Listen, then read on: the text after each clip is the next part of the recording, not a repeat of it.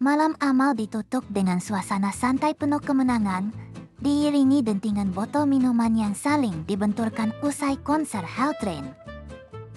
Di balik panggung, kakak si gadis pirang dengan bangga memuji konser yang baru usai, masih memanggil Mawang dengan sebutan Horse King. Keceriaan berubah jadi kekacauan saat saus tomat menyemur ke wajah Mawang, sontak membuat semua orang terbahak-bahak melihat lelucon itu. Mawang menjerit kesakitan karena matanya perih, tapi anggota Yasi Fan Game lainnya justru makin terpingkal-pingkal melihat reaksi hebohnya. Kakak si gadis pirang malah makin menjadi, berlari sambil mengejek Mawang, mengubah ruang belakang yang tadinya tenang jadi ajang kejar-kejaran konyol. Curegro dan Yura-Yura baru tiba saat kekacauan sudah memuncak. Curegro tampak bingung melihat para pahlawan amal yang ia kira ternyata bertingkah seperti anak-anak. Si kakak masih saja berani mengejek Horse King, sampai adiknya harus menegur keras agar ia berhenti mencari gara-gara. Mendengar sebutan kakak, Curegro terkejut. Pria pirang yang kasar itu ternyata adalah orang yang selama ini dicari oleh gadis itu. Ingatan Curegro mulai menyatukan kepingan wajah-wajah Hell Train. Mereka bukan hanya game aneh, melainkan sebuah mega dead band sungguhan yang punya panggung dan basis penggemar. Curegro masih sulit menerima kenyataan itu. Baginya, para anggota yang baru saja dipuji sebagai pahlawan tetap saja terlihat seperti sekelompok orang yang sangat berisik. Mawang akhirnya berhasil menangkap si kakak. Ia menerima permintaan maaf yang lebih terdengar seperti ancaman, lengkap dengan pukulan dan gaya khas jalanan mereka. Suasana mulai menegang. Mawang, yang baru saja disiram saus dan dipukul, terlihat siap bangkit lagi, mengubah candaan menjadi sedikit berbahaya. Mawang ditarik menjauh oleh rekan-rekan gamenya, sementara kakak si gadis pirang masih saja tertawa terbahak-bahak, menanggap kekacauan tadi sebagai hiburan biasa. Kiwong dan anggota berambut merah lainnya tiba-tiba dihadapkan pada seseorang yang ingin menarik perhatian mereka. Seorang perempuan berambut coklat mendekat dengan malu-malu, memegang ponselnya. Jelas sekali ia bukan musuh, melainkan penggemar yang sedang gugup.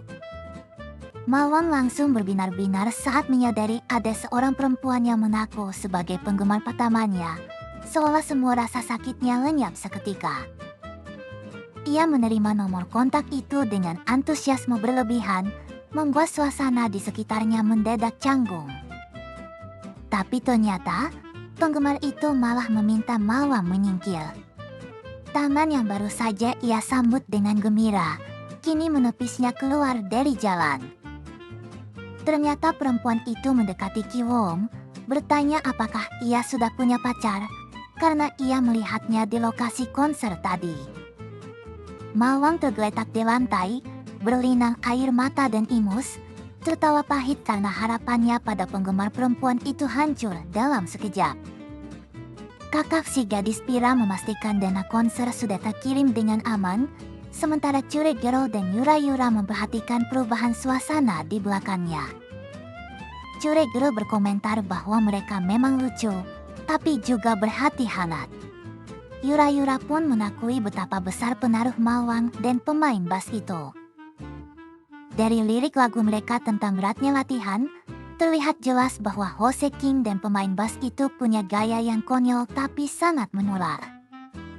Yura-Yura menjelaskan bahwa mereka membantu para korban monster, menggunakan dana konser untuk menolong orang-orang yang sedang dalam kesulitan. Mengingat Mawang dan pemain bass yang mengulurkan tangan, jelas bahwa aksi amal mereka lebih dari sekadar pertunjukan di atas panggung. Curegro mulai mengerti mengapa banyak orang mengikuti Mawang.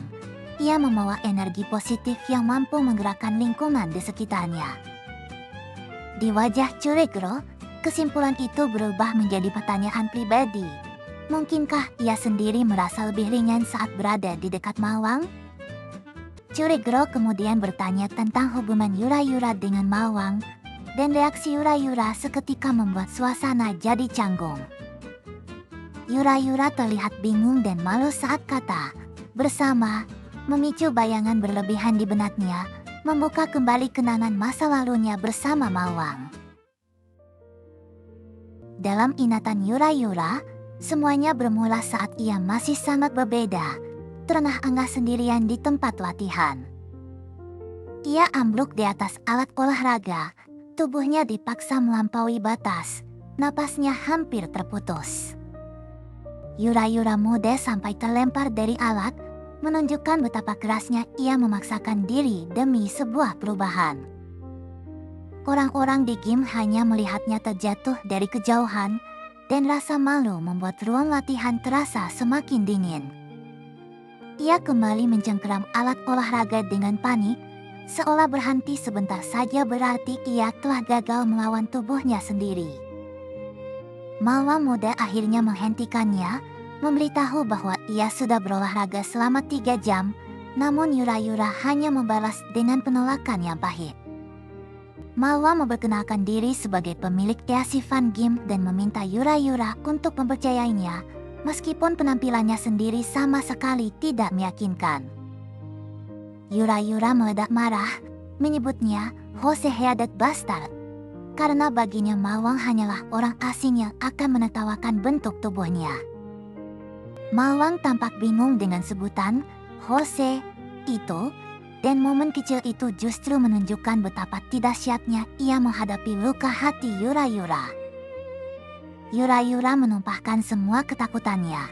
Ia merasa semua orang akan menatap, mengejek, dan membencinya selama tubuhnya masih seperti itu. Mawang menatapnya dengan bingung, karena ia sendiri sama sekali tidak menertawakannya, membuat amarah Yura-Yura kehilangan arah. Di benak Yura-Yura, bayangan ejekan orang-orang itu jauh lebih memekakan telinga daripada suara asli di game. Ketika bayangan itu sirna, yang tersisa hanyalah orang-orang biasa yang sibuk berlatih, sama sekali tidak memperhatikannya seperti yang ia khawatirkan. Mawang mencoba menjelaskan bahwa ada kesalahpahaman, namun Yura-Yura kembali menamparnya, rasa malu masih terlalu menguasai dirinya. Yura-Yura melangkah di atas treadmill, tubuhnya tersembunyi di balik hoodie, sementara Mawang hanya mengawasi dari belakang, tidak memaksanya untuk berhenti. Gedung Easy Fun Game menjadi saksi bisu permulaan hubungan mereka, sebuah tempat latihan yang dulu terasa seperti arena penghakiman bagi Yura-Yura. Ia terus melangkah di treadmill dengan napas tersengal, masih lebih sibuk bergulat dengan pikirannya sendiri daripada menghadapi alat di depannya. Ketika Yura-Yura hampir terjatuh lagi, Mawang sigap menangkapnya dan dengan santai memuji semangat juangnya, seperti biasa. Dalam kilas balik yang lebih hangat, Mawang terlihat lebih berisi setelah tur restorannya, dan Yura-Yura menyadari ia tidak takut akan perubahan bentuk tubuhnya. Mawang bahkan menepuk perutnya yang baru sambil berkata ia sedang mencoba hal baru, membuat Yura-Yura terkejut melihat sikapnya yang begitu santai. Ia tersenyum lebar, merasa kenyang dan puas, sesuatu yang bagi Yura-Yura terasa mustahil dilakukan tanpa dihantui rasa takut. Yura-Yura menepalkan tangan, bayangan lama kembali membisikkan, semua orang akan menghakimi dan menunjuk tubuhnya tanpa belas kasihan. Air matanya tumpah saat ketakutan itu menyatakan ia tidak pantas dicintai, menunjukkan luka yang jauh lebih dalam daripada sekadar masalah berat badan. Di hadapan Mawang, perasaan itu jatuh seperti benda hitam di lantai, dan suasana game kembali terasa membebani. Kakak gadis berambut pirang yang menyaksikan dari masa kini mulai menyadari ada sesuatu yang ganjil dalam hubungan Mawang dan Yura-Yura. Yura-Yura mencoba menunjukkan perubahan itu pada Mawang, seolah ingin membuktikan bahwa ia bisa membuat orang lain merasakan luka yang serupa. Mawang malah menyodorkan tubuhnya sendiri dan berkata ia sudah kenyang, meminta Yura-Yura memukulnya jika memang ingin membuktikan sesuatu. Orang-orang di game menertawakan tubuh besar Mawang, Tapi tawa itu terdengar berbeda, lebih seperti gurauan antar teman daripada ejekan. Yura-Yura melihat Malwa menerima semua itu sebagai rock and roll, dan ekspresinya mulai berubah dari panik menjadi kebingungan. Malwa menjelaskan bahwa pandangan orang tidak berubah semudah itu. Jika mereka sudah mengenalnya, berat badan tidak akan serta-merta membuatnya dibenci. Ia menegaskan bahwa ia tetap menjadi dirinya sendiri, lalu bertanya mengapa Yura-Yura begitu menyiksa dirinya. Malwa mengakhiri nasihatnya dengan kalimat sederhana, lakukan apapun sambil bersenang-senang, baik itu olahraga maupun hal lainnya. Sejak saat itu, latihan Yura-Yura menjadi lebih terarah. Ia masih mengangkat beban, namun tidak lagi sendirian dalam kepanikan. Malwang tetap keras dan berisik, tapi caranya berhasil menarik Yura-Yura keluar dari kebencian terhadap dirinya sendiri. Mereka bahkan makan bersama setelah latihan, menunjukkan bahwa membangun tubuh juga berarti memberi tubuh nutrisi dan ruang untuk bernapas. Waktu berlalu dalam potongan-potongan cahaya, menandai perubahan Yura-Yura yang perlahan tidak lagi bersembunyi dari dunia. Bayangan tubuhnya bergerak di depan jendela, terlihat lebih tegas dan lebih bebas daripada saat pertama kali ia datang ke gym. Malwang berdiri di dekat barbel, menyaksikan Yura-Yura kembali mencoba dengan tatapan yang jauh lebih percaya diri. Yura-Yura menarik napas dan mengangkat beban, sebuah gerakan kecil yang terasa seperti kemenangan atas ketakutan lamanya.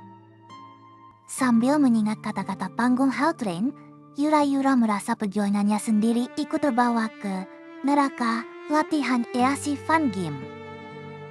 Ia menunduk setelah set selesai, lelah namun tidak hancur, seolah tubuhnya akhirnya bisa menjadi tempat tinggal yang ia terima.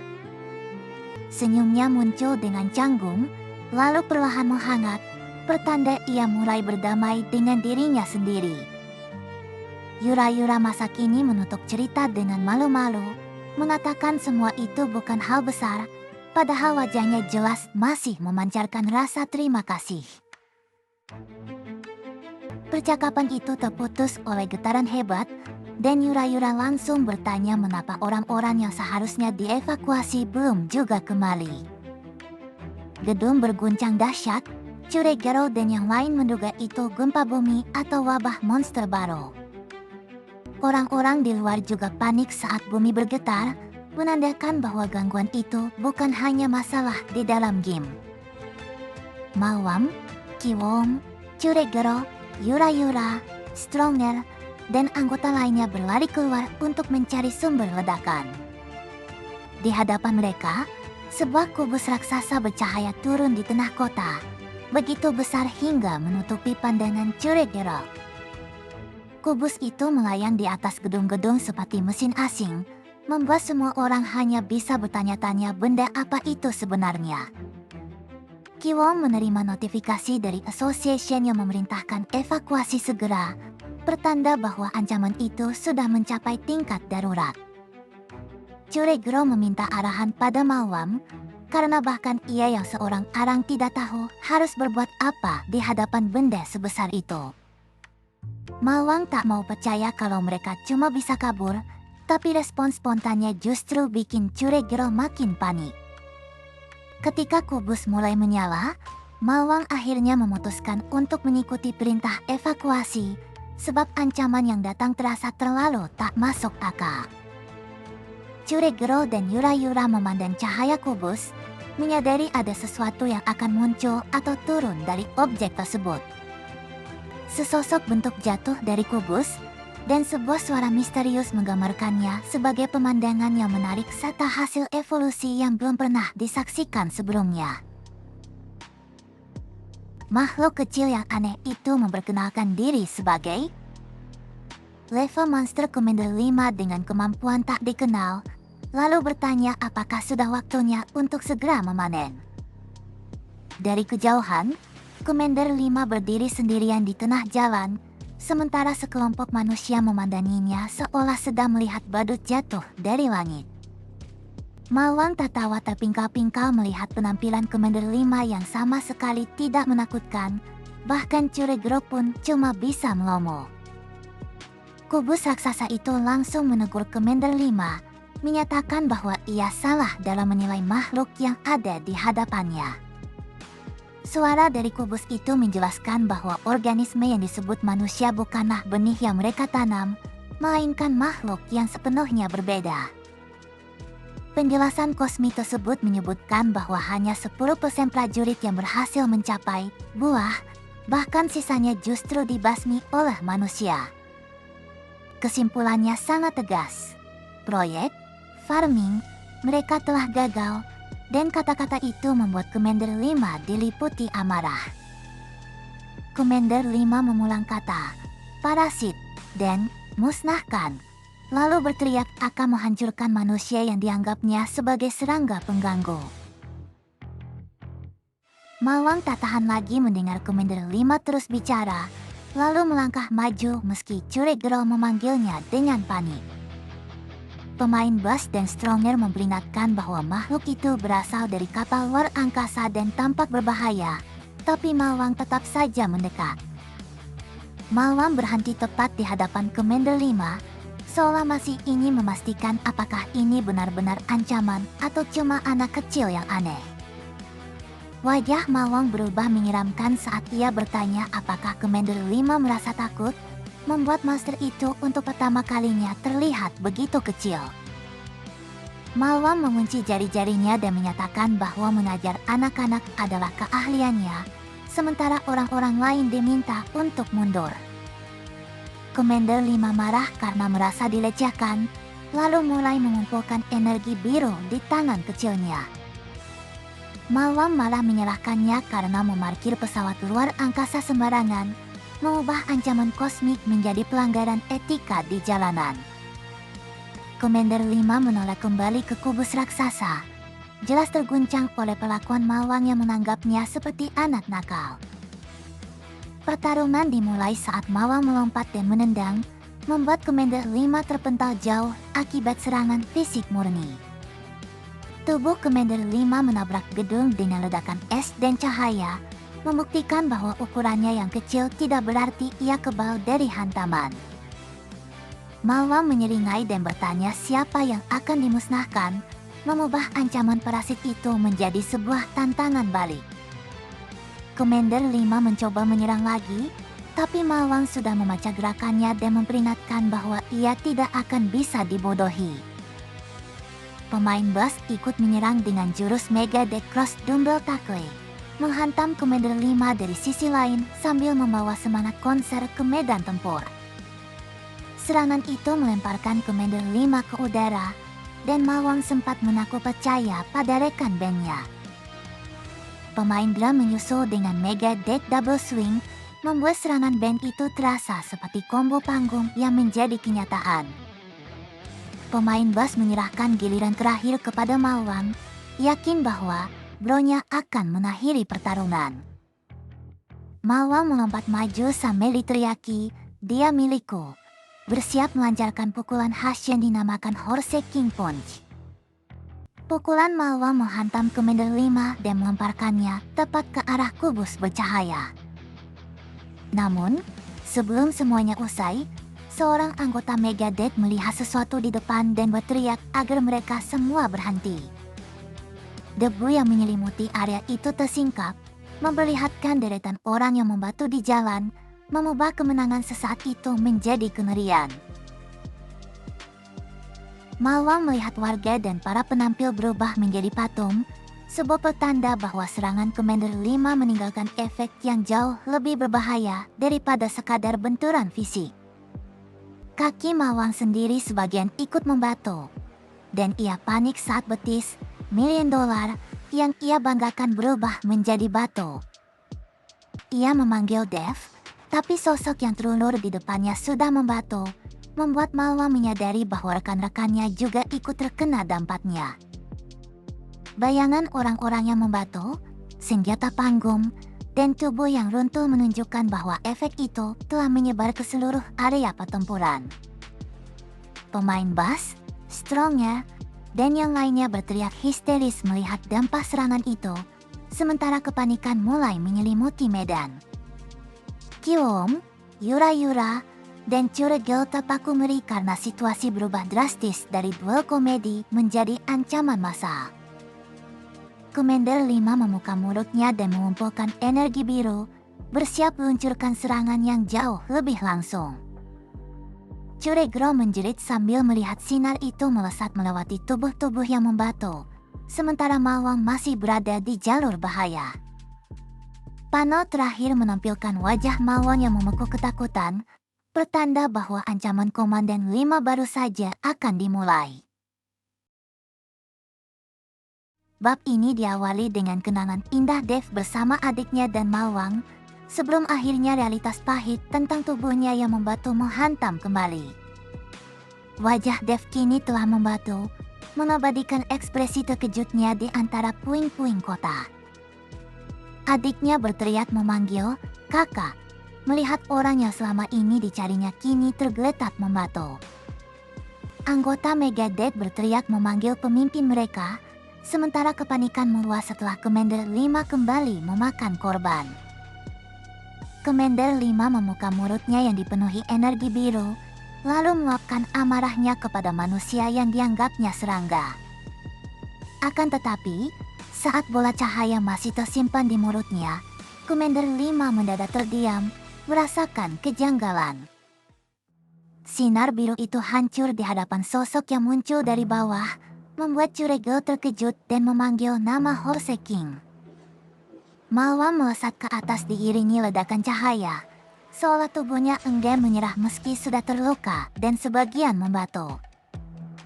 Dari kejauhan, kilatan benturan di jalan menyadarkan para saksi bahwa Mawang masih bergerak di tengah serangan Komander 5. Dengan mata berkobar dan tubuh penuh luka, Mawang berdiri menghadapi Komander 5 di tengah pusaran energi yang bergejolak. Pukulan Mawang mengguncang medan tempur, memicu ledakan besar yang menerbangkan energi biru dan debu. Gelombang kejut dari pertarungan menghancurkan jalanan dan melemparkan puing, sementara dua kekuatan itu terus beradu. Churegel melihat cahaya pada tubuh Mawang dan langsung teringat kilatan aneh yang pernah dilihatnya dulu. Mawang dan Komander 5 saling mengejar di jalanan yang hancur, satu manusia berlumuran darah dan satu monster kecil yang masih memegang energi asing. Serangan mereka menghantam tanah dengan brutal, hingga Yura-Yura dan yang lainnya ikut terdorong oleh tekanan pertarungan. Churegel menjerit melihat Mawang semakin brutal dan tidak terkendali. Mawang memukul tubuh Komander 5, mengakui bahwa serangga kecil itu tidak seburuk dugaannya. Ia memperpendek jarak dan menekan Komander 5 lebih kuat, seolah ingin mengakhiri lawannya dengan satu serangan pamungkas. Benturan selanjutnya melontarkan mereka jauh ke depan, meninggalkan jejak kehancuran panjang di sepanjang jalan. Namun tubuh Mawang sendiri ikut menjerit, darah menyembur dari mulutnya setelah memaksakan diri melampaui batas. Churegel kembali memanggil Horse King dengan panik, sementara Stronger juga menatap tajam ke medan pertempuran. Komander 5 membalas dengan pukulan bertubi-tubi, membuat tubuh Mawang terus terlempar di antara debu dan puing. Meski dihantam dari jarak jauh, Mawang tetap bangkit dan menyalurkan cahaya itu untuk kembali menyerang. Ledakan berikutnya membuat anggota Gim berteriak, karena pertarungan ini sudah bukan lagi duel biasa yang bisa dihentikan. Komander 5 melihat kaki dan tubuh Mawang yang retak, namun Mawang tetap melangkah di tengah haruntuhan. Mawang yang berlumuran darah masih berdiri tegak, sementara Komander 5 mengawasinya dari kejauhan dengan tubuh kecilnya yang aneh.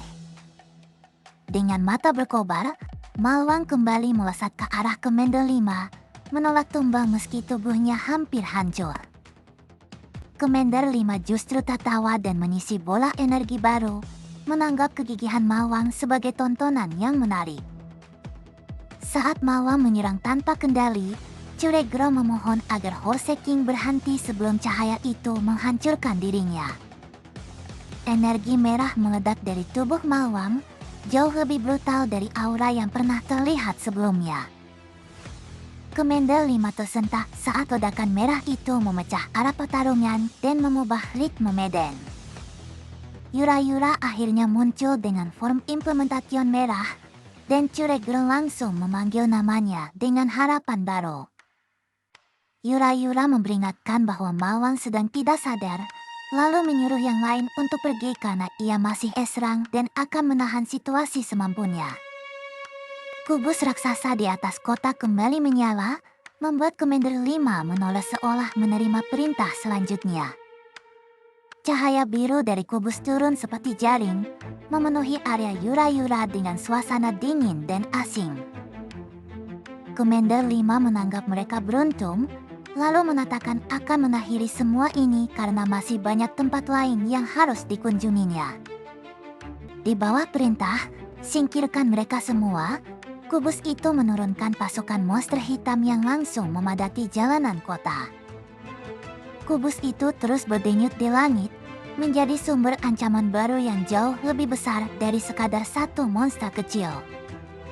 Sebuah cahaya biru menyala di udara, menandai kedatangan bala bantuan asing dari dalam sistem kubus. Curegro menegang saat gerombolan monster hitam bergerak maju, sementara jalanan yang dipenuhi korban berubah menjadi medan perang baru. Monster hitam itu melesat maju sambil meraung, menancam langsung kelompok yang masih terluka. Yura-Yura menciptakan penghalang merah menggunakan form implementation, lalu memaki mereka agar segera menjauh dari area berbahaya. Dinding merah yang berbenturan itu menarik perhatian sosok baru, dan sepasang mata di balik kacamata melihat celah untuk menerobos. Terdengar teriakan agar Yura-Yura menghindar, bersamaan dengan serangan kuning yang menembus barisan monster dari samping. Yura-Yura menoleh terkejut, menyadari ada pihak lain yang tiba sesaat sebelum monster itu menerkamnya. Sinar kuning menghantam gerombolan monster, membelah jalan dengan ledakan mekanik yang begitu terang. Serangan tersebut menyapu beberapa monster sekaligus, meninggalkan asap dan puing di hadapan Yura-Yura. Di balik kepulan debu, seorang pemuda berkacamata mendarat dengan penuh percaya diri, seolah menjadi penyelamat yang terlambat datang. Ui menunjukkan eserang hero 21 ST Century Bow, bernama Johan, dengan skill mecha maker yang memungkinkannya menciptakan mesin apapun. Yura-Yura segera memotong gaya Johan dengan teguran dingin, menyuruh anak itu bergegas karena ia sudah sangat terlambat. Luka di pinggang Yura-Yura tampak jelas saat ia tetap berdiri tegak, berusaha mengarahkan Johan di tengah reruntuhan. Johan sontak kehilangan kendali emosi, berteriak bahwa monster-monster itu berani melukai tunangan kesayangannya. Curigao terpaku mendengar kata fiancé, karena hubungan aneh antara Johan dan Yura-Yura mendadak terasa terlalu personal. Johan memanggil perangkat mecha raksasa berbentuk boneka, dan obsesinya terhadap Yura-Yura kini berubah menjadi persenjataan lengkap. Dengan gaya melodramatis, Johan memerintahkan mesinnya untuk membalas siapapun yang berani melukai darlingnya. Rentetan roket dan meriam menghujani jalanan, membuat bayangan monster-monster itu tertelan ledakan kuning. Monster hitam meraung di tengah ledakan, sementara Johan terus meningkatkan daya hancur seolah sedang mengamuk demi cinta. Wajah Johan berubah menjadi fanatik saat ia meneriakkan kematian bagi monster-monster yang berani menyentuh Yura-Yura. Ledakan dahsyat melemparkan tanah dan puing ke segala arah, membuat gadis piran itu panik memanggil kakaknya lagi. Gadis piran itu merangkak di antara reruntuhan sambil memanggil brother, karena Dev masih terjebak di tengah kekacauan. Seekor monster hitam muncul persis di belakangnya, membuka mulut lebar-lebar saat ia belum sempat menghindar. Monster itu menerobos asap dengan gerakan cepat, dan jarak antara taringnya dengan gadis pirang hanya tinggal sekejap.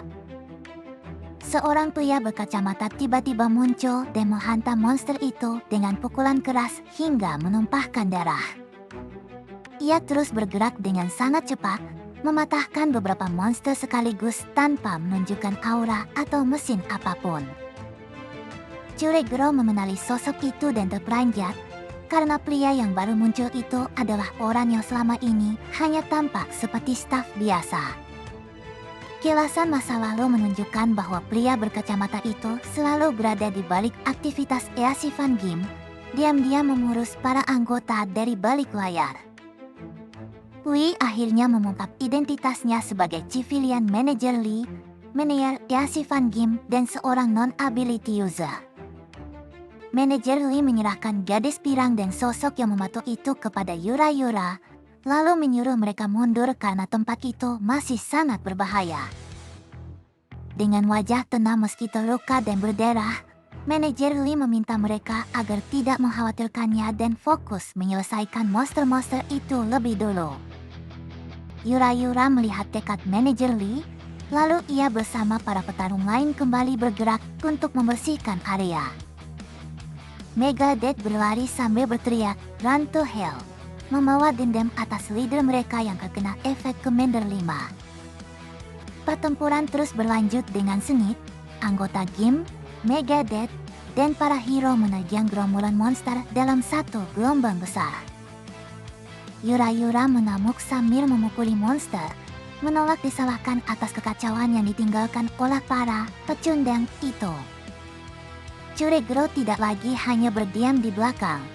Ia berlari maju dan menyatakan bahwa kali ini ia tidak bisa menahan diri. Dengan mata berkaca-kaca, Churegoro berseru kepada Yura bahwa ia juga akan ikut membantu demi segera menyelamatkan Horse King. Ekspresi Yura-Yura melembut sejenak, seolah tekad Churegoro akhirnya berhasil menyentuh hatinya. Manajer Lee dan para anggota Game melindungi bagian depan, menahan monster-monster yang mencoba menerobos barisan. Churegoro dan Yura-Yura turut mendorong serangan, membuat medan perang dipenuhi kilatan merah, kuning, dan jejak tubuh monster. Johan menembakkan mesin-mesin kecilnya ke tanah dengan penuh emosi, ikut menyapu monster-monster sambil terus berteriak dramatis. Dari kejauhan, gerombolan monster itu mulai terpukul mundur oleh gabungan pukulan, mesin, dan form implementation dari para petarung. Begitu debu menghilang, jalanan yang porak-poranda kini dipenuhi jasad monster dan korban, menandakan berakhirnya sementara serangan kubus itu. Johan masih saja memanggil "Darling" sambil berlari menghampiri Yura-Yura, seketika mengubah suasana tegang menjadi kikuk. Boneka mecha milik Johan berusaha memberikan ciuman penyembuh yang menjijikan, sontak membuat Yura-Yura merasa jijik dan kesal. Churegoro salah mengira maksud panggilan "Darling" itu, dan Yura-Yura segera mengklarifikasi bahwa Johan bukan kekasihnya. Yura-Yura kemudian menyadari ada yang kurang. Ia pun bertanya-tanya di mana keberadaan pria itu setelah pertarungan usai. Kelompok itu berkumpul di jalanan yang rusak, sementara sebuah suara gelap terdengar mencari Jose Headboomer yang tak tampak di antara mereka. Latar beralih ke hutan malam yang hening, jauh dari runtuhan kota dan gerombolan yang baru saja dikalahkan. Di tepi sungai, arus air yang kebiruan menampakkan sesosok tubuh yang terseret dengan luka parah di bagian wajahnya. Mawang menambang tak sadarkan diri di sungai, tubuhnya berlumuran darah, jauh dari kelompok yang masih mencarinya. Kubus raksasa bercahaya membelah langit kota yang sudah porak-poranda, seakan invasi dari angkasa luar telah mencapai permukaan bumi. Tidak hanya satu. Banyak kubus berjatuhan di atas puing-puing, memancarkan pola biru di tengah kepulan asap dan bangunan yang runtuh. Di bawah sorotan cahaya kubus, siluet monster bergerak di antara reruntuhan, menciptakan kesan kota yang terkepung dari segala arah.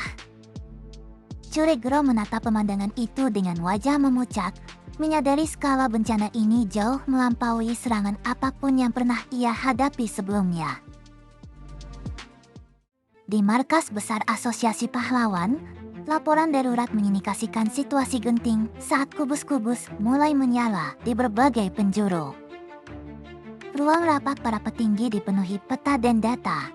Mereka menyadari invasi monster terjadi bersamaan di seluruh dunia, mengancam kehancuran umat manusia dalam hitungan bulan. Para pemimpin mempertanyakan apakah panen alien dipercepat atau ada kebocoran, namun jawaban yang didapat justru lebih mencemaskan. Proses mereka tidak berjalan sesuai rencana. Hal yang paling meresahkan mereka adalah kenyataan bahwa gelombang serangan ini dipimpin oleh seorang jenderal yang identitasnya masih misterius.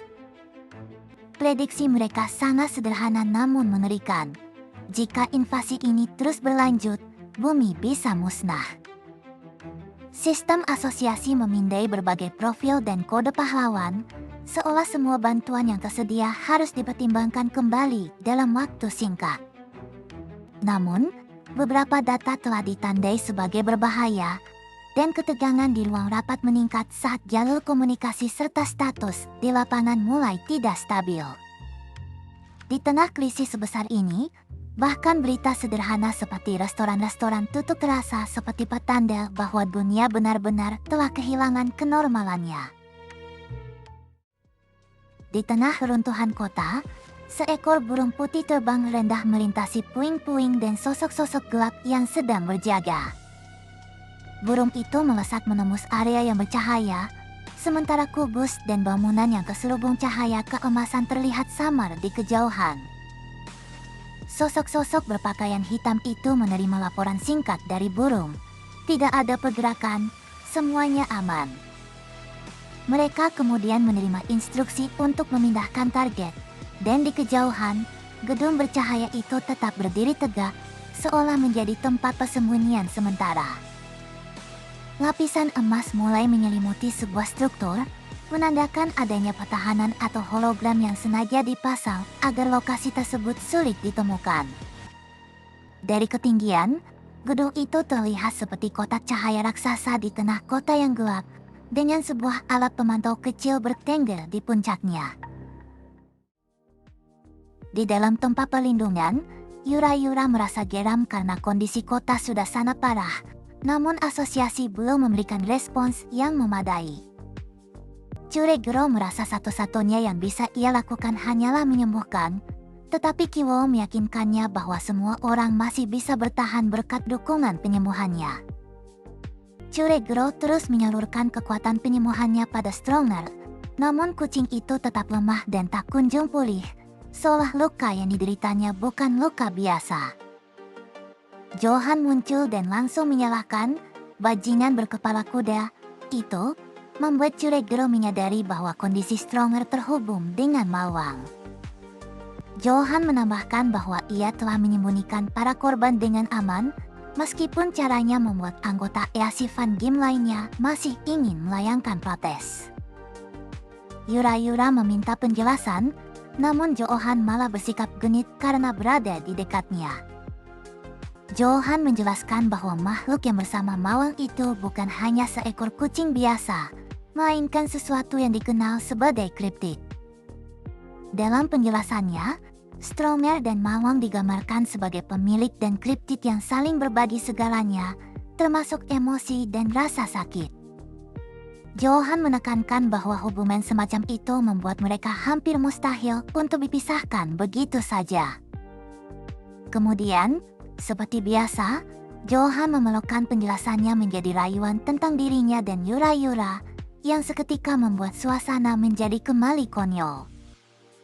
Churegoro teringat kondisi Hoseking yang terlihat aneh dan mulai mengerti mengapa Stronger ikut menderita. Ketika nama Dev disebut, Churegoro terkejut karena yang dimaksud adalah kakak dari gadis berambut pirang, sekaligus orang terdekat Mawang.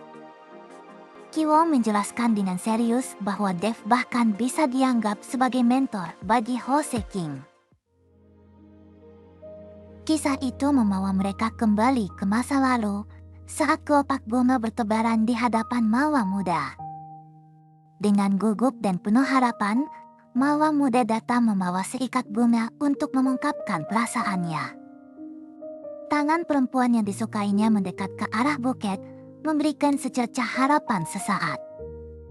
Harapan itu langsung sirna ketika perempuan itu menampaknya dengan keras di depan banyak orang. Perempuan itu menyebut mawar menjijikan dan melarangnya menunjukkan muka lagi, membuat mawar terjatuh ke tanah bersama buket bunga yang hancur. Mawar muda menangis terseduh-seduh hingga akhirnya berujar dalam hati bahwa jika cinta selalu begini, dia tak akan mencintai siapapun lagi. Namun, saat melihat perempuan itu tertawa bersama pria lain, kata cinta kembali menusuk hatinya dengan perasaan yang tak bisa ia abaikan. Tatapan Mawang berubah menjadi tajam, seolah ia baru saja menemukan cara gila untuk memahami arti cinta. Tepat saat itu, Dev muncul dengan riasan metal, dikelilingi banyak wanita, dan berteriak, "Pergi ke neraka," layaknya seorang guru cinta dari alam baka. Para perempuan malah mengagumi Dev, sampai Mawang tak habis pikir bagaimana orang seaneh itu bisa jadi pakar kencan. Mawang, yang sudah putus asa, langsung berlutut di hadapan Dev, membuat semua orang di sekitar mereka terkejut. Dia berteriak ingin merasakan cinta juga dan memohon agar Dev bersedia mengajarinya.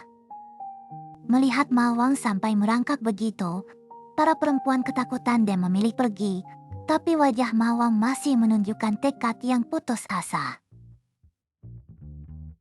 Dev meminta maaf pada melodi-melodi kecilnya dan mengakhiri sesi kencan hari itu demi mengurus murid barunya. Dia berdiri di depan Mawang yang masih berlutut, seolah-olah sesi pelatihan paling gila dalam hidup mereka baru akan dimulai.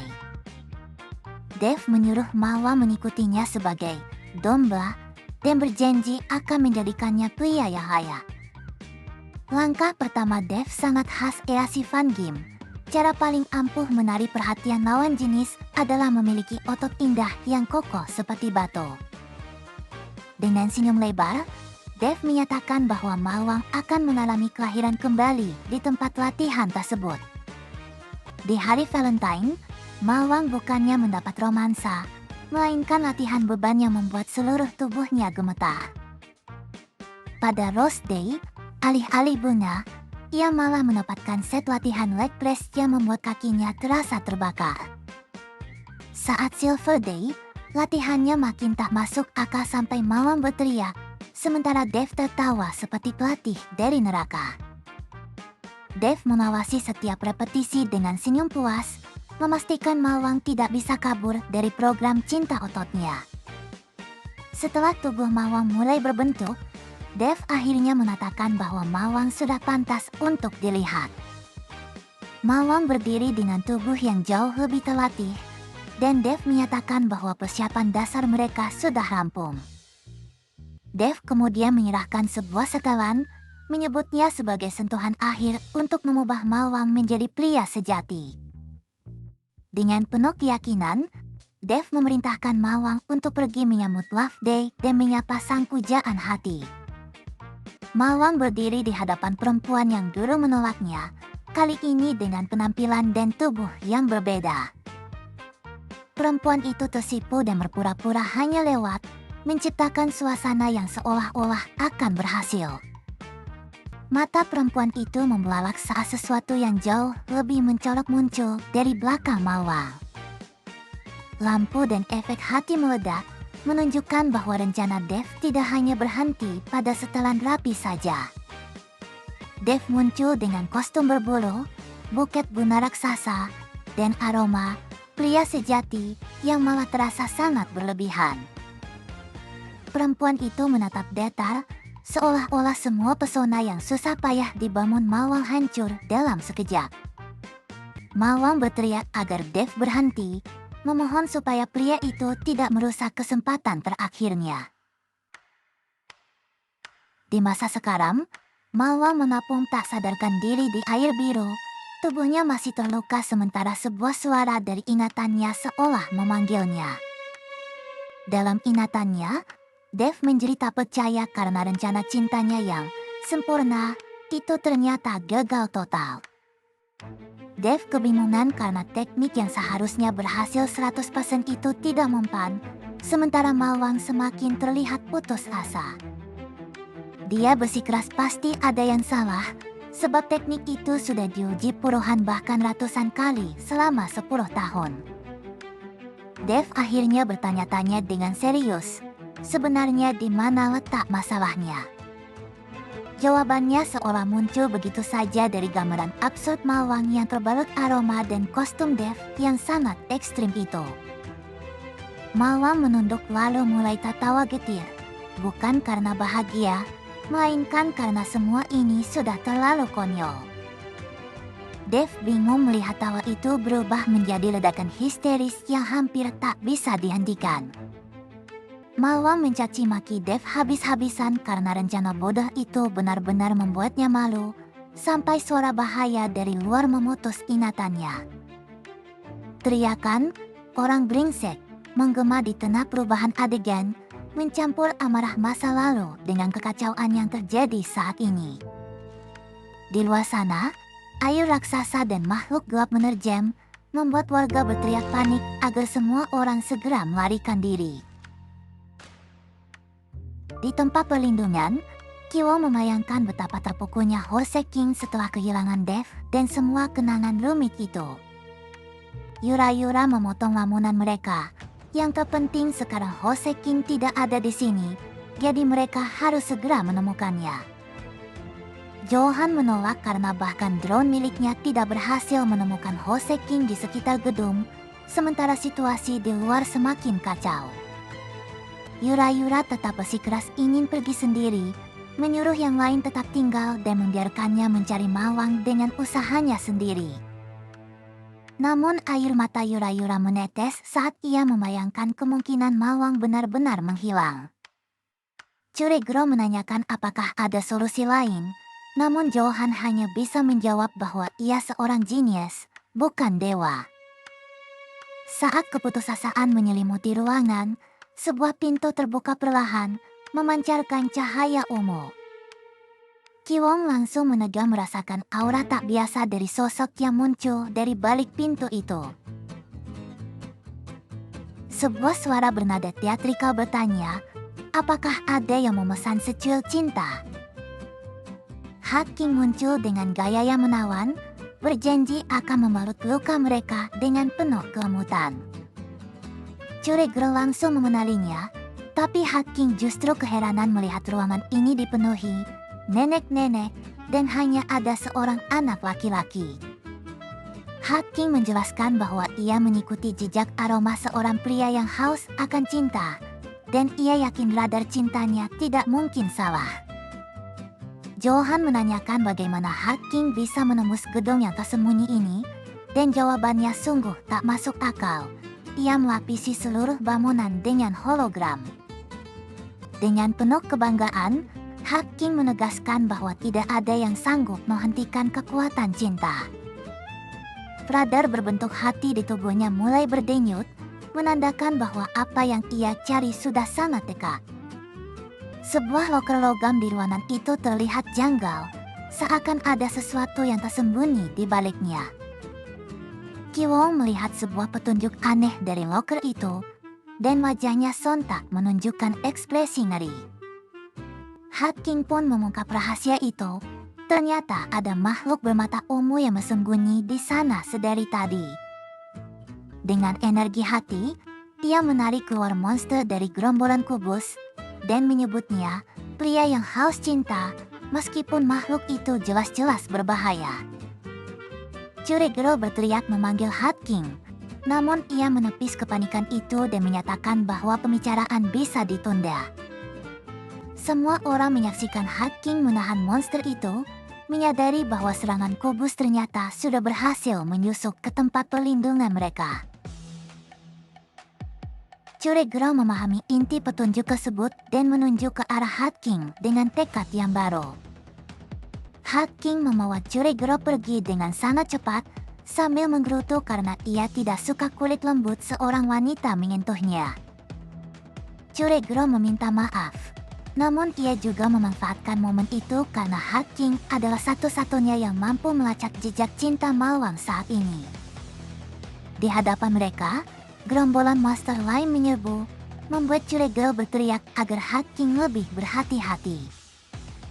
Hat King menangki serangan itu dengan energi hati, namun ia tetap bertanya apakah sinyal Hose King masih jauh. Curegro menggenggamnya sambil memanggil Hose King, dan Hat King menyuruhnya bersabar sedikit lagi karena sepertinya mereka sudah menemukan jejak Mawang dan makhluk yang menyerang sebelumnya.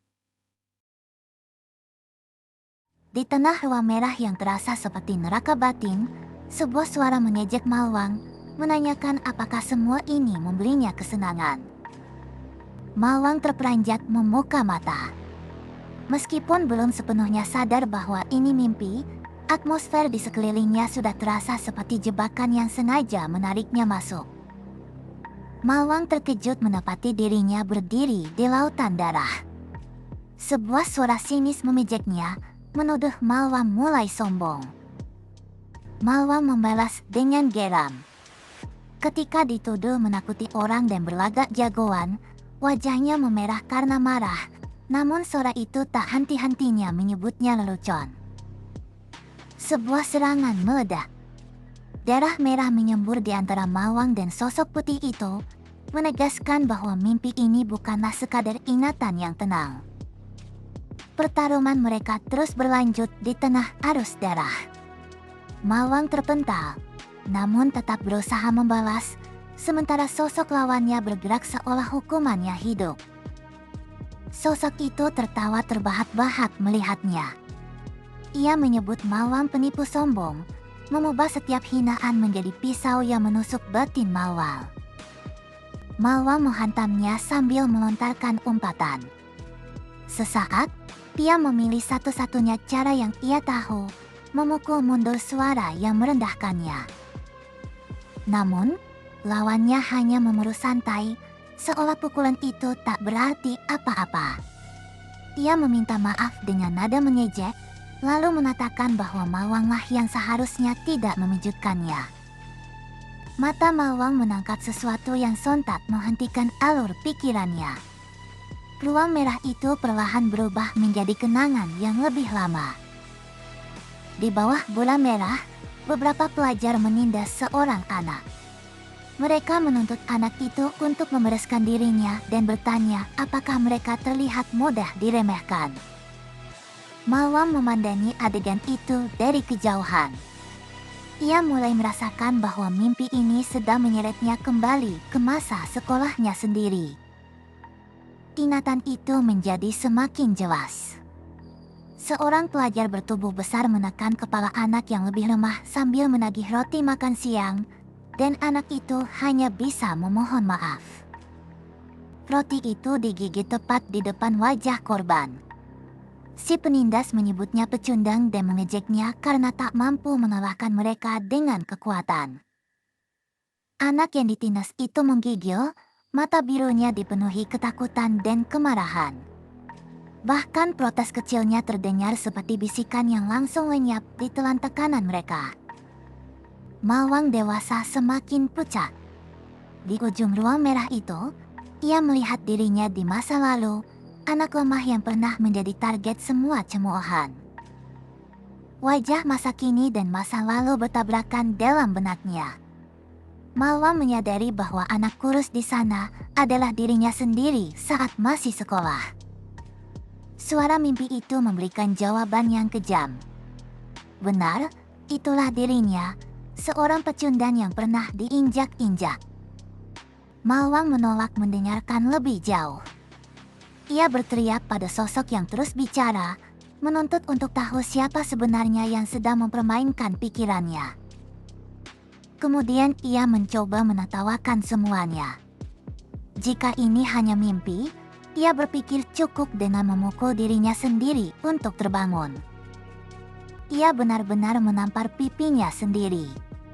Cara bodoh itu justru semakin menegaskan bahwa mimpi ini tidak akan membiarkannya keluar semudah itu. Tidak ada yang terjadi. Keheningan yang panjang membuat Mawang semakin sadar bahwa ia masih terjebak. Bayangan itu muncul lagi dan memaksanya menatap lurus. Ia menyebut Mawang anak kurus, lemah, dan hanya seorang pesuruh yang kini berlagak menjadi tokoh utama. Mawang tersentak. Kata-kata lake, lose, dan skamer menusuknya satu persatu, membuatnya tak bisa lagi membalas dengan percaya diri. Dari belakang, sosok besar berwajah seperti Dev dalam mimpi menangkap lehernya. Mawang terkejut karena mimpi buruk itu kini berwujud orang yang ia kenal. Bayangan itu terus mencemooh. Ia menuduh Mawang meniru pria sejati dan menyebut semua citra alpha malingnya hanyalah topeng kosong. Mawang dibanting oleh sosok itu. Dalam mimpi, ia dituduh sebagai penjahat dan penyebab kematian Dev, seolah seluruh perjuangannya tak pernah berarti. Tubuh Mawang tenggelam di ruang merah. Meskipun ia berusaha bertahan, wajahnya menunjukkan bahwa mimpi ini mulai menghancurkan pikirannya. Pemandangan berubah lagi menjadi koridor bernuansa senja. Mawang mencoba memahami tempat baru ini, masih terhuyung-huyung dari tekanan mimpi sebelumnya. Sebuah kereta melintas di atas cahaya matahari. Dunia mimpi ini berubah menjadi stasiun dan jalur kereta yang terasa asing sekaligus akrab. Di sana, rombongan aneh yang mirip penjahat kereta muncul dengan kereta merah.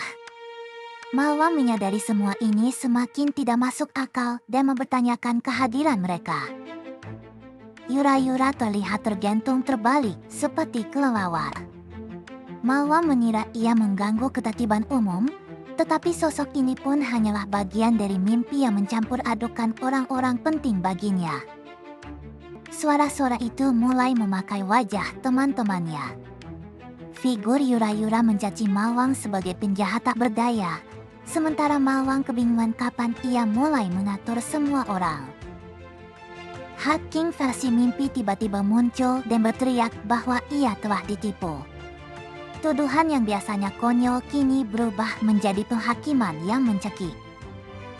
Kereta dan gem mimpi itu mengulang kata-kata yang sama, tertipu, penipu, penjahat.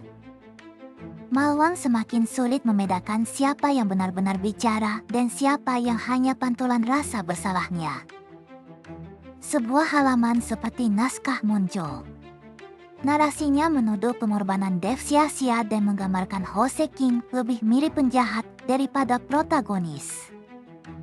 Bahkan sosok bertuduh merah di mimpi itu berkata, seorang penjahat pun punya standar. Mawang dipaksa mendengar bahwa ia tidak cocok sebagai pahlawan maupun penjahat. Suara lain menyerupai Kiwo muncul. Mawang mengenalinya, tetapi ucapan itu lagi-lagi menekankan bahwa dirinya hanyalah sampah dalam cerita ini. Satu pukulan lain menghantamnya. Setiap kali Mawang mencoba berdiri, mimpi itu memaksanya kembali duduk sebagai terdakwa. Seorang figur bernama Line One Regulatory Villain berdiri membawa pentungan. Ia bertanya apakah Mawang mencari penjahat, seolah tempat ini dipenuhi hakim yang lebih jujur daripada dirinya. Wajah-wajah di sekitarnya terus mengulang kesalahan, cemoohan, dan tuduhan yang dulu pernah melekat pada Mawang. Mimpi itu kian padat dengan suara orang-orang yang merasa kecewa. Seseorang menunjuknya, menyebutnya cabul menjijikan. Label-label lain terus menempel pada Mawang, seolah rantai yang tak bisa ia lepaskan. Kemudian, tuduhan paling menyakitkan muncul, kau membunuh saudaraku. Wajah yang berlinang air mata itu semakin menenggelamkan Mawang dalam perasaan bersalah. Mawang akhirnya berteriak membantah keras. Ia menolak semua label, penipu, sombong, pembuat onar, troll, cabul, pecundang, aneh, namun bantahannya terdengar semakin tak bertenaga. Semua kata-kata hinaan itu menyatu, membentuk bayangan raksasa. Mawang menatap monster mental yang tercipta dari setiap kata yang selama ini ia perjuangkan. Ia memohon, mengatakan bahwa semuanya hanyalah salah paham. Mawang menjelaskan bahwa ia hanya ingin melindungi mereka, bukan menjadi penyebab kehancuran mereka. Akan tetapi, sosok dalam mimpi itu menolak semua alasannya. Ia menuduh Mawang hanya mengoceh dan menyatakan bahwa pelaku pembunuhan Dev adalah dirinya. Kalimat terakhir menusuknya seperti vonis. Yang membunuh Dev adalah Horse King. Mawang membeku di hadapan tuduhan yang mungkin bukan fakta, namun terasa begitu nyata dalam mimpinya. Sementara itu, di dunia nyata, Curigal akhirnya menemukan Mawang. Dengan stronger di punggungnya, ia memanggil Horse King yang tergeletak tak sadarkan diri di tepi sungai. Curigal panik melihat Mawang pingsan dengan tubuh terluka.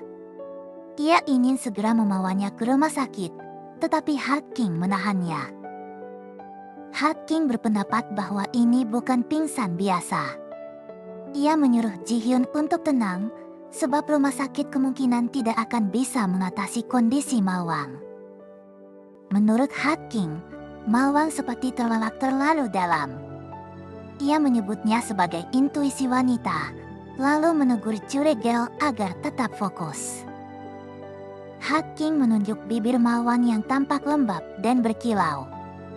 Dari situ, pikirannya langsung melayang ke skenario dongeng yang sama sekali tidak membantu. Heart King melanjutkan, Mawang bagaikan seorang pangeran yang terkena kutukan penyihir dan terlelap dalam tidur panjang. Kesimpulannya keluar dengan penuh hati merah muda. Pangeran itu harus dibangunkan oleh ciuman seorang putri. Heart King pun maju dengan sangat bersemangat. Curigal dan Stronger langsung menolak dengan ngeri. Mereka menendang Heart King hingga terpental jauh sebelum bibirnya sempat mendekati Mawang. Heart King jatuh ke air sambil berseru bahwa ia tidak bermaksud sejauh itu. Komedi sesaat itu tidak mengubah kenyataan bahwa Mawang masih belum sadar. Curigal kembali menatap Mawang. Setelah kepanikan dan lelucon mereda, ia memilih cara yang paling ia yakini, Heal. Curigal meletakkan tangannya di dada Mawang dan mengaktifkan Heal. Ia berjanji akan menyembuhkan Horse King, apapun penyebab tidurnya.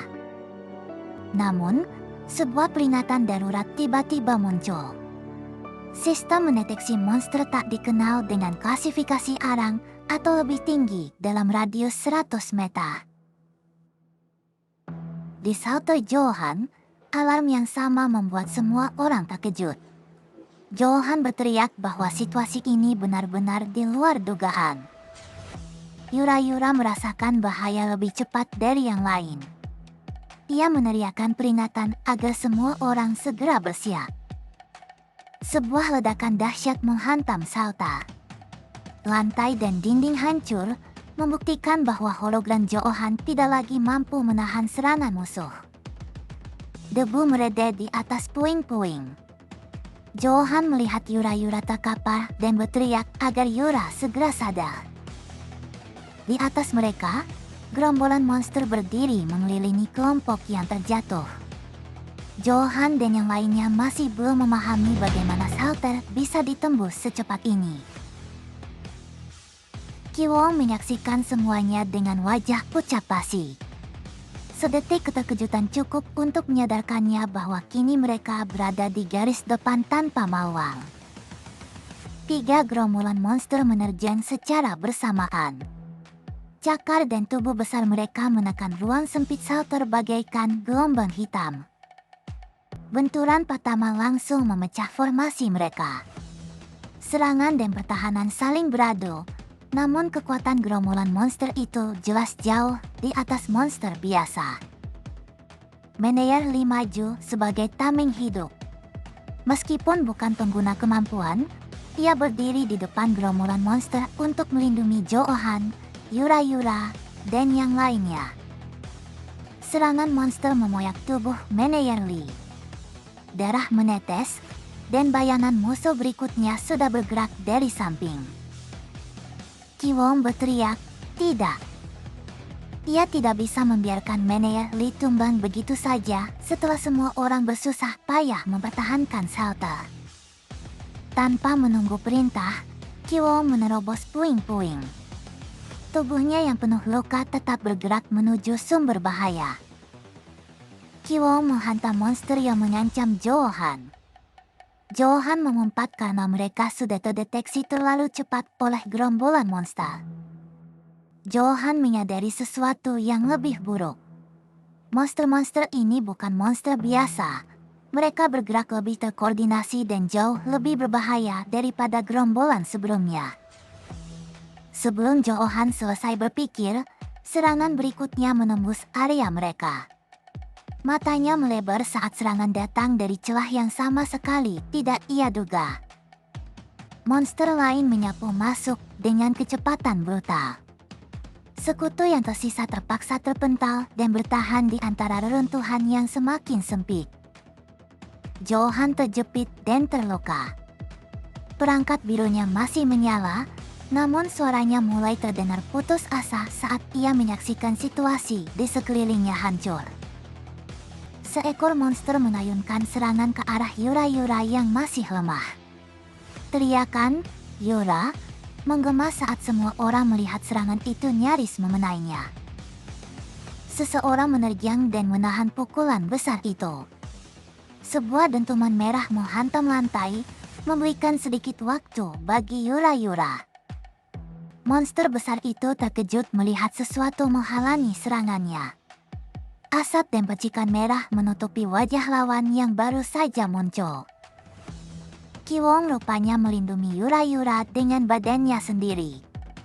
Tak kapar berlumuran darah, ia sadar mungkin ajalnya sudah tiba.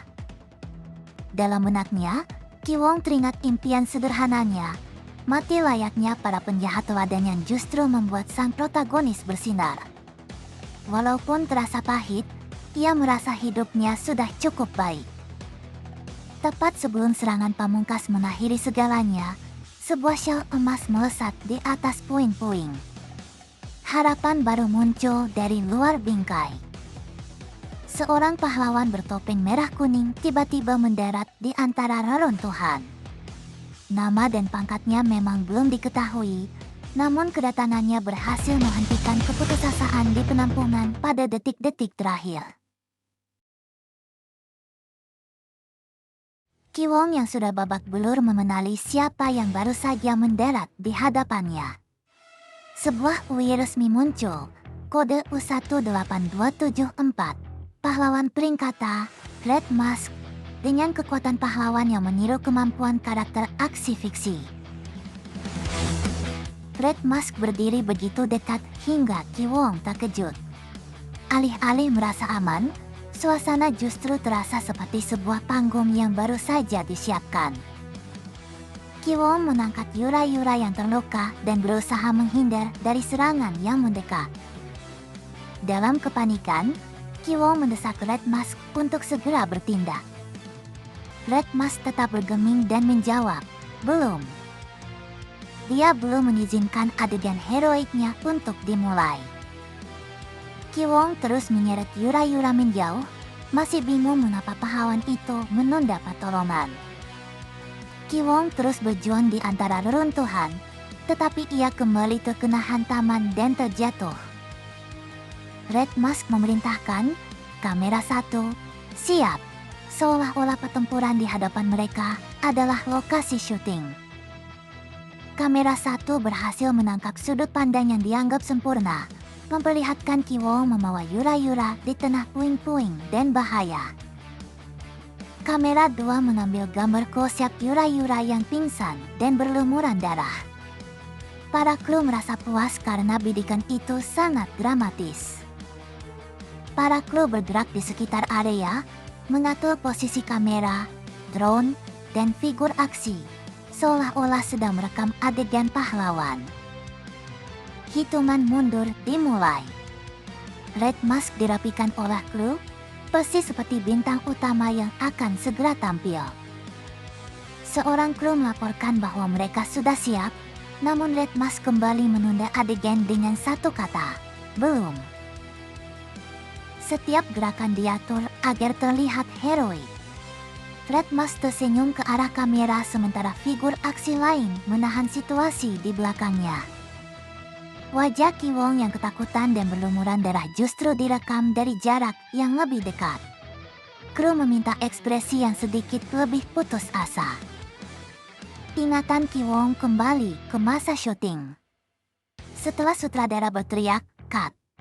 Red Mask duduk untuk dirias dan berkomentar bahwa aktingnya semakin membaik. Tanpa topennya, Red Mask juga memuji Ki Wong. Bagi Ki Wong, pujian kecil dari seorang pahlawan terasa begitu berarti. Red Mask mengatakan ekspresi Ki Wong sangat bagus sampai dia sendiri sempat merasa takut. Kemudian, dia menegaskan bahwa pahlawan bisa bersinar berkat penjahat yang buruk. Ki Wong terkejut, namun Red Mask hanya tertawa dan menyuruhnya untuk terus mempromosikan keadilan serta melawan kejahatan, karena penonton akan menyukainya. Red Mask pergi sambil berkata bahwa dia menantikan kesempatan berikutnya, agar dirinya bisa bersinar lebih terang lagi. Dia melangkah menuju cahaya, seraya berkata akan menunjukkan kepada semua orang bahwa keadilan selalu menang. Bagi Ki Wong muda, kalimat itu menjadi sebuah pesan harapan. Dia menganggap Red Mask sangat keren. Di masa kini, anak-anak penonton menghitung mundur dari layar ponsel mereka, menantikan aksi Red Mask dimulai. Siaran langsung JCD Tube resmi dimulai. Red Mask muncul di tengah kota yang hancur, dan penonton bersorak di kolom komentar. Red Mask berlari ke arah kamera dan berjanji tidak akan membiarkan siapapun mati, memperkenalkan dirinya sebagai Red Mask sang pelindung. Dia mengulang jargon namanya, terbang kemanapun ada orang dalam bahaya, bertarung lagi hari ini demi menyelamatkan satu orang lagi. Ki Wong mendengar itu dan meledak dalam kemarahan. Dikelilingi oleh korban luka, Ki Wong berteriak marah kepada Red Mask, mempertanyakan apa sebenarnya yang sedang dia lakukan. Kemarahan Ki Wong berubah menjadi buta. Dia menyebut Red Mask bajingan, penipu, dan seseorang yang terlalu rapi untuk seorang pahlawan di tengah bencana. Aura hijau berputar di sekitar Ki Wong saat dia masuk ke mode penjahat. Dengan hinaan kasar, dia menantang Red Mask dan berkata bahwa mereka semua akan mati. Kameraman berteriak karena Ki Wong mengacaukan audio siaran. Ki Wong hanya menjawab dengan dingin bahwa resletingnya terbuka.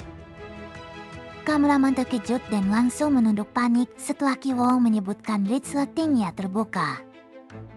Ketika seorang kru menunduk panik, Ki Wong menghantamnya sambil bertanya mengapa dia membungkuk padanya. Kamera 3 menangkap Ki Wong yang diselimuti aura hijau. Para kru baru menyadari bahwa orang yang mereka jadikan latar tadi sebenarnya adalah warga sipil tak bersalah yang terluka. Ki Wong menyeringai seperti monster. Dia menyebut semua ini lelucon, menyuruh semua orang berlutut, dan memperkenalkan dirinya sebagai penjahat sejati. Para kru mulai ketakutan saat tangan Ki Wong muncul di belakang mereka. Plot pertunjukan Red Mask tiba-tiba berubah menjadi tak terkendali. Red Mask justru semakin tertarik. Dia merasa wajah Ki Wong mirip dengan sosok penjahat legendaris dari cerita aksi fiksi. Bayangan Raja Iblis fiksi muncul sebagai referensi di benak Red Mask, karakter dengan kepribadian paling busuk di seluruh alam semesta. Para kru meminta Red Mask untuk menghentikan siaran langsung.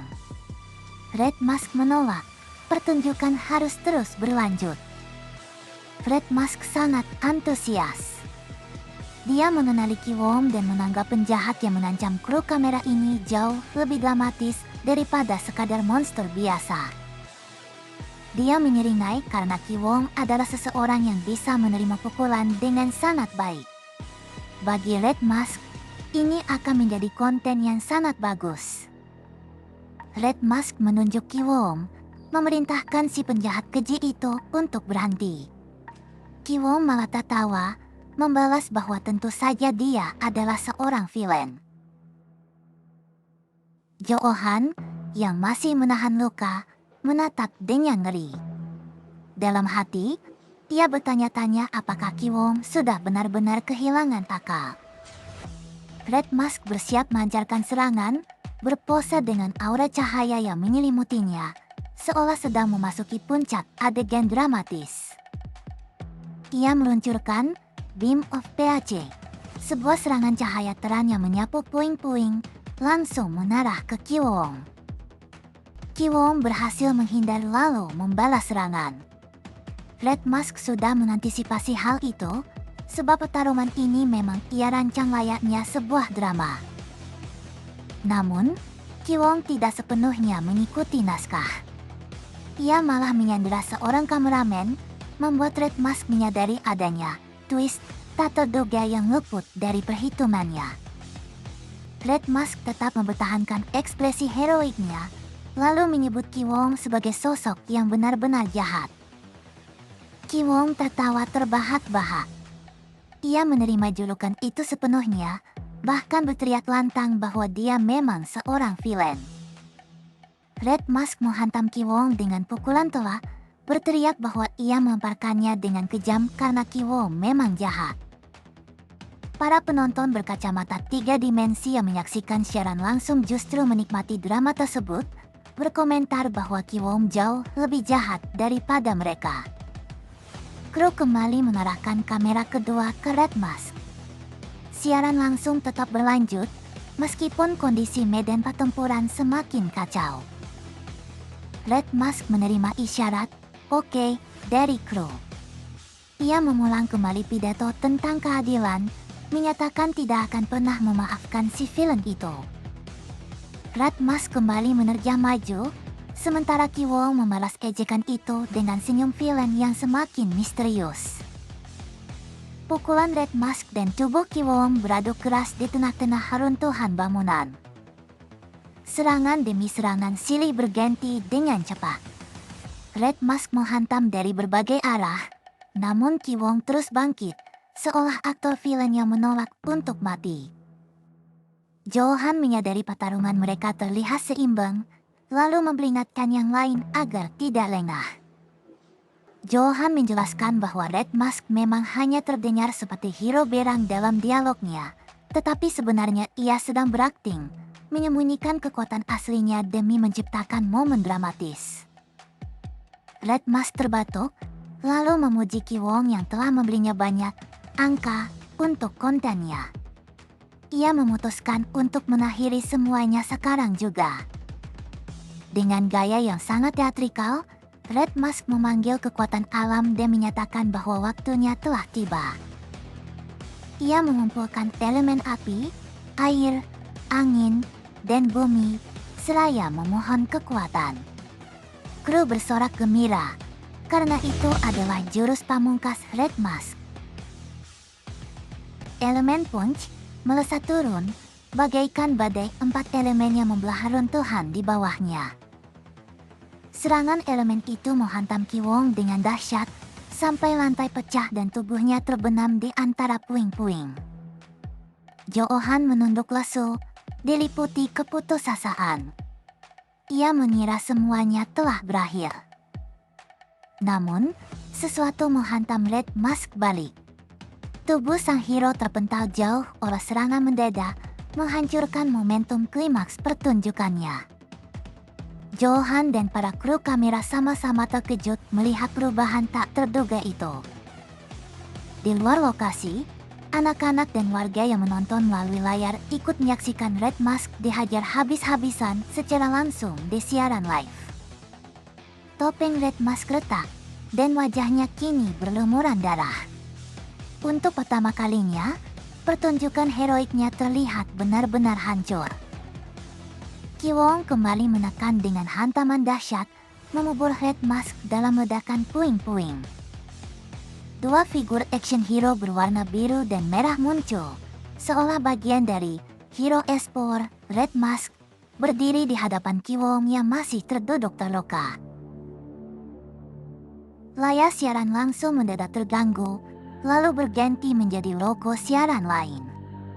Kontrol atas pertunjukan kini tidak lagi sepenuhnya berada di tangan Red Mask. Kedua figur biru dan merah itu akhirnya berlutut di hadapan Kiwong.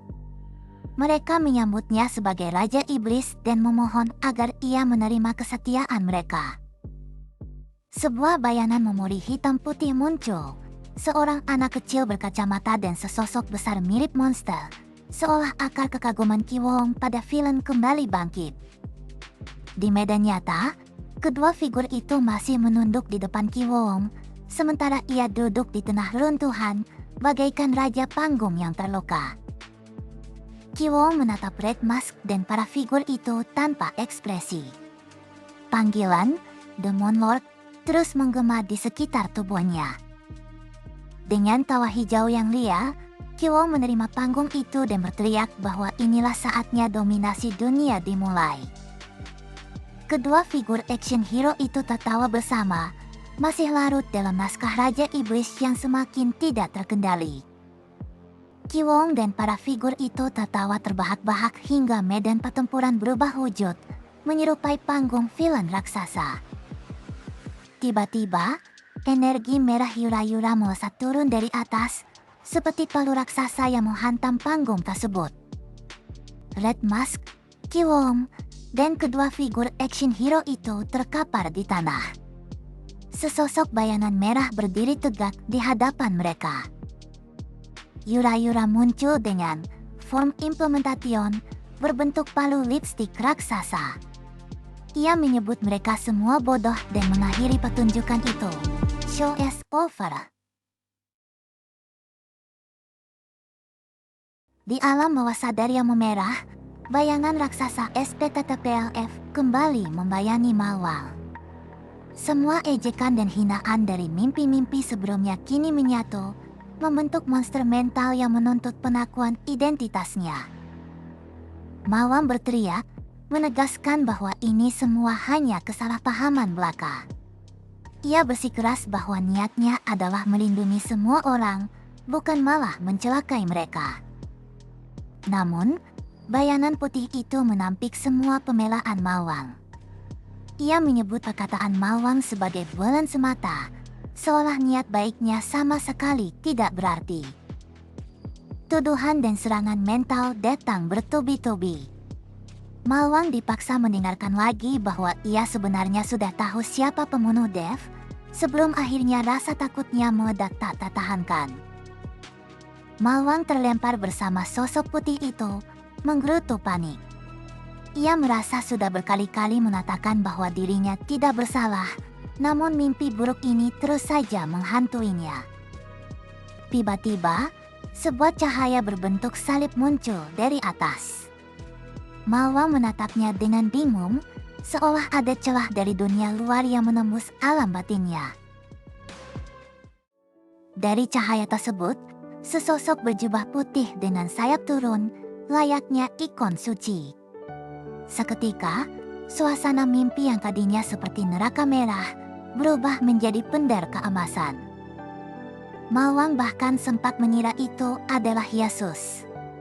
Pikirannya yang konyol melompat pada kenangan absennya dari Bible Camp masa kecil, sebelum ia menyadari bahwa wujud itu tidak sesuai dengan bayangannya tentang Tuhan.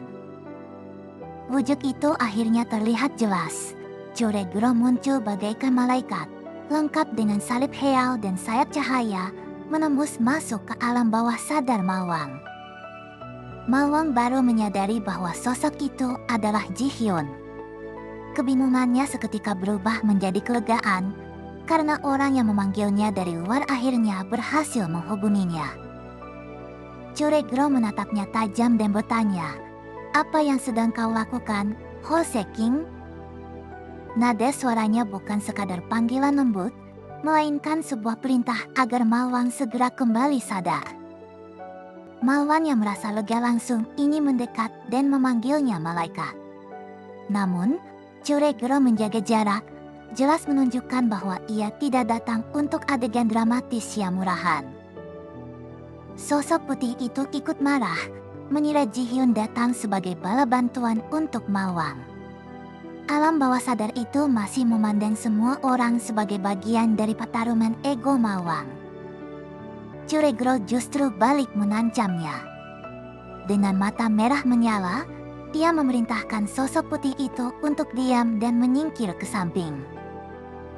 Sosok putih itu mendadak mengecil dalam pose komedi, mengakui bahwa ia salah membaca situasi.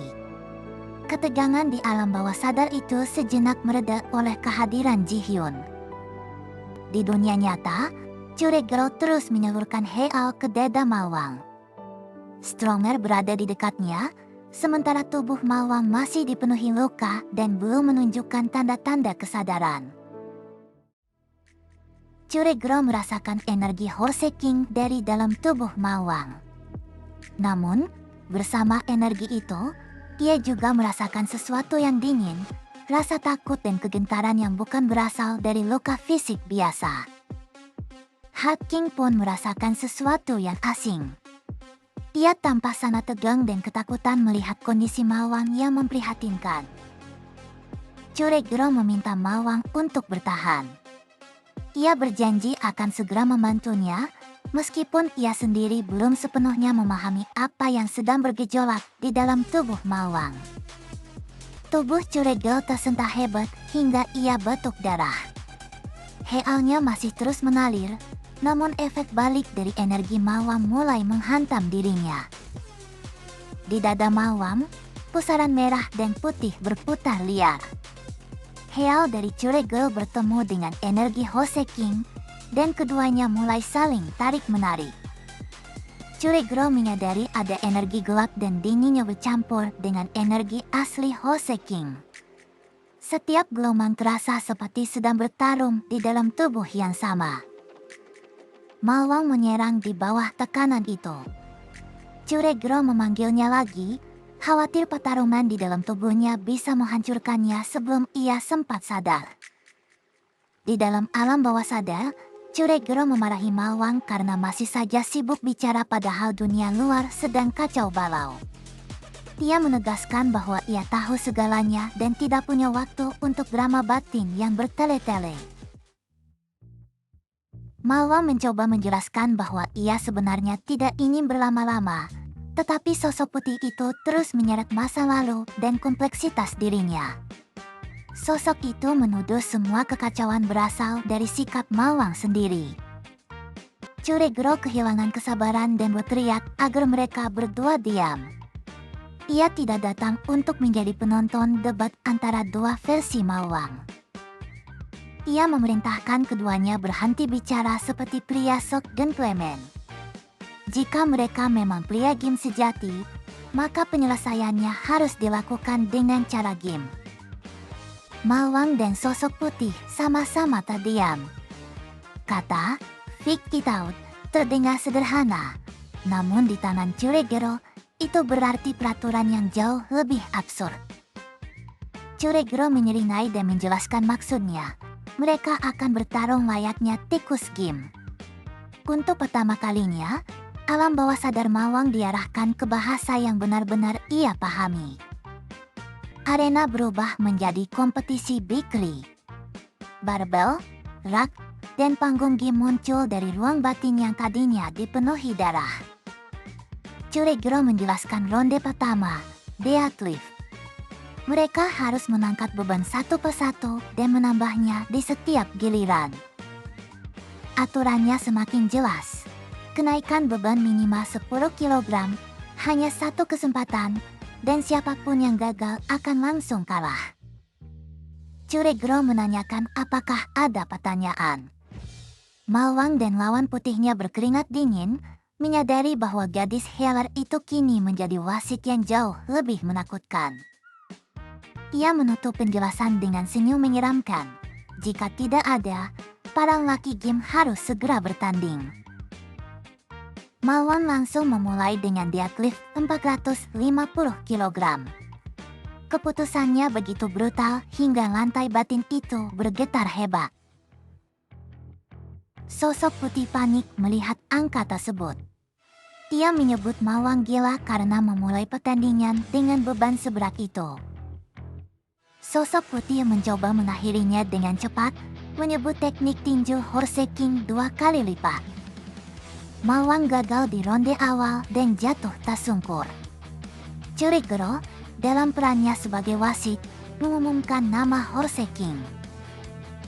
Giliran sosok putih dimulai, dan Curigoro memberinya julukan Tofu Horse King karena tubuhnya yang putih.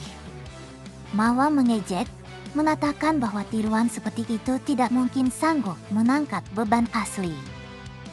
Namun, Tofu Horse King justru berhasil mengangkat deadlift itu.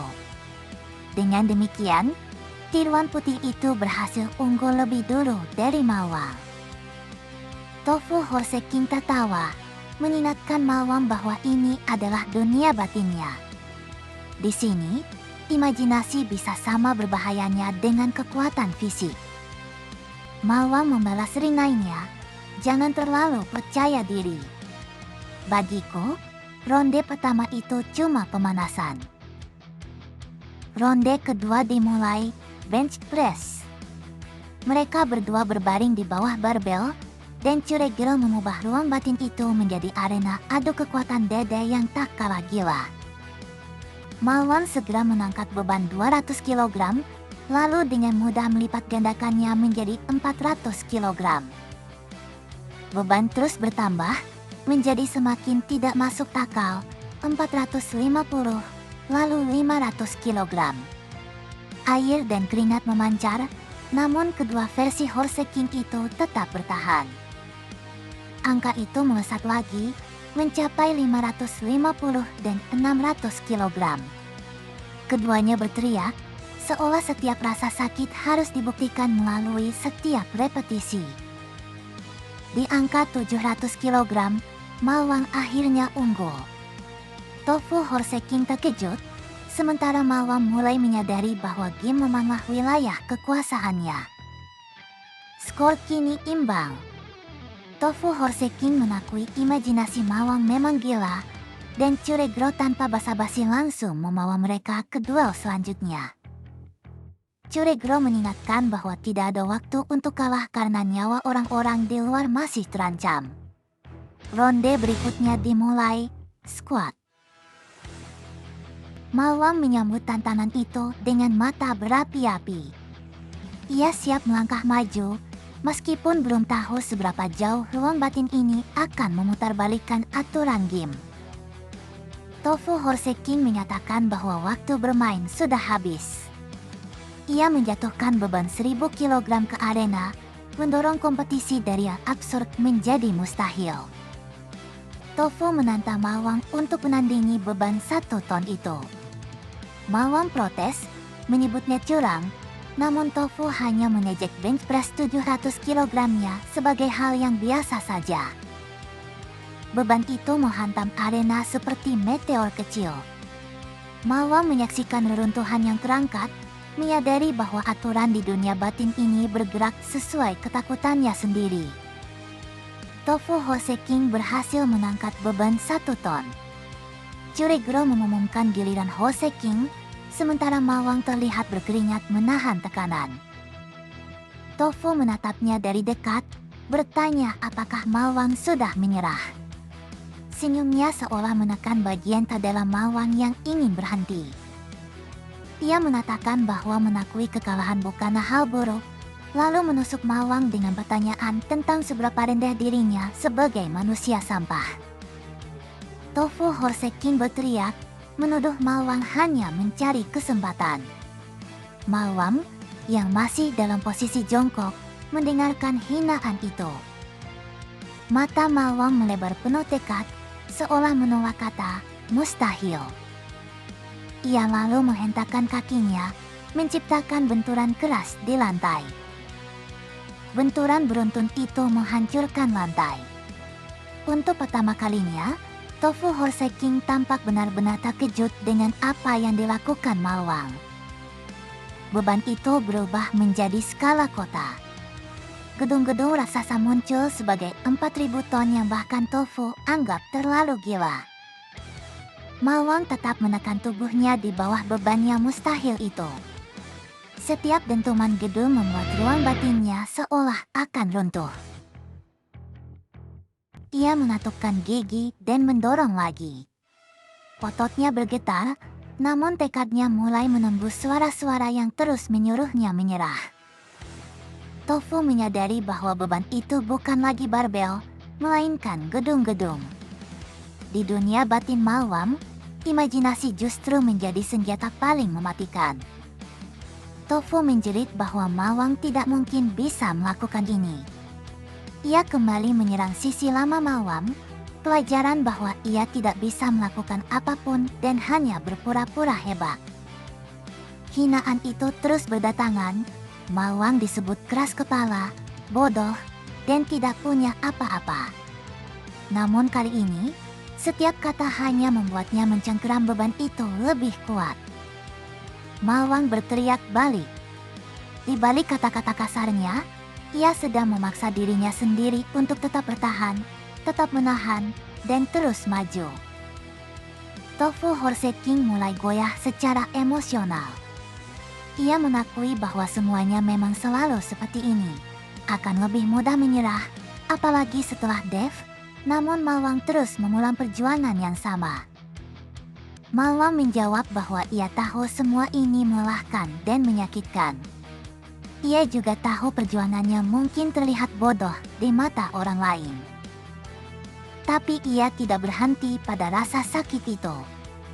Jika ada waktu untuk mengeluh, ia memilih menggertakkan gigi dan maju satu langkah lagi. Kata-kata itu membuka ingatan hangat. Mereka masih muda dan masa depan masih cerah. Cahaya yang pernah tertimbun rasa bersalah mulai kembali terpancar di wajah Tofu.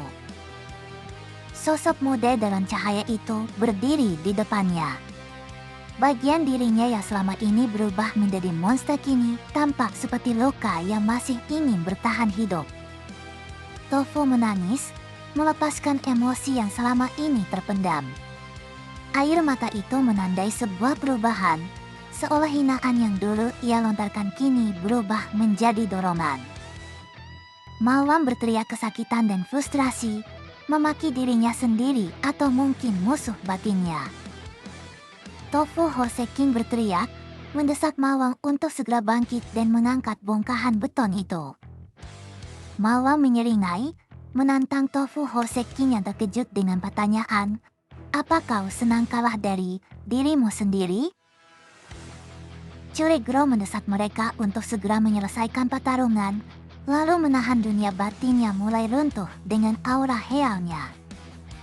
Mawang mengangkat beban raksasa yang meruntuhkan seluruh ruang batin, dengan beton dan baja berputar di atasnya seperti langit yang dipaksa terangkat. Sebuah energi biru putih berputar di tengah beban saat Mawang mengangkatnya dengan senyum keyakinan yang kembali, lalu menghentakkan kakinya dengan kekuatan dahsyat. Tofu berteriak bahwa kekuatan itu terlalu gila dan gedung-gedung tidak akan sanggup menahannya. Ruang batin Mawang benar-benar runtuh akibat dorongan terakhirnya. Mawang menembus runtuhan dengan sorot mata merah menyala. Untuk pertama kalinya, beban dan rasa bersalah sama-sama berada dalam genggamannya. Tubuh putih Tofu Horse King terlempar keluar dari runtuhan gedung. Ia menyaksikan kekuatan Mawang yang berhasil menembus batas ruang batin yang selama ini digunakannya untuk meneror. Tofu tertawa di tengah kehancuran, mengakui bahwa ia memang mengharapkan kekuatan sebesar ini dari Mawang. Di belakang Mawang, siluet harimau biru bercahaya muncul, seolah melambangkan kekuatannya yang telah kembali utuh. Dunia batin perlahan menghilang. Curigro melihat Mawang sudah berdiri di depannya lagi, seolah ruang batin itu telah berganti menjadi suasana senja yang lebih damai. Mawang melangkah maju dan menyatakan bahwa ia berhasil menatasinya. Kerikil kecil pecah di bawah kakinya, menandakan tubuh dan kesadarannya telah kembali berfungsi. Ia tersenyum pada Ji-hyun dan mengucapkan terima kasih. Mawang meyakinkan bahwa ia sudah kembali, persis seperti janji yang pernah ia ucapkan padanya. Curiga terdiam, terkejut melihat Mawang benar-benar sadar kembali. Kekuatan penyembuhannya tidak hanya mengobati luka fisik, tetapi juga membawanya pulang dari ruang batin tersebut. Mawang muncul dengan stronger dan kilau bunga yang sangat dramatis. Ia berkata agar tidak perlu khawatir lagi karena dirinya sudah ada di sini. Hakim hampir tidak sanggup menahan pesona itu. Rada cintanya menunjukkan reaksi liar saat ia menyebut feromon Mawang terlalu kuat. Mawang menoleh ke arah lain sambil membawa stronger. Ia seperti bisa merasakan lokasi para sekutunya yang sedang berjuang. Ia berpamitan pada Ji-hyun dan langsung melesat pergi. Curiga belum sempat menahannya, namun Mawang sudah bergerak menuju medan pertempuran berikutnya. Lompatan Mawang membelah pepohonan dan udara senja. Energi berwarna oranye putih berputar di sekelilingnya, bagaikan momentum yang baru saja dilepaskan. Dengan wajah penuh tekad dan bayangan harimau di atas kepalanya, Mawang berlari menuju semua orang. Ia berseru dalam hati bahwa ia sedang menuju ke sana dan meminta mereka untuk bertahan.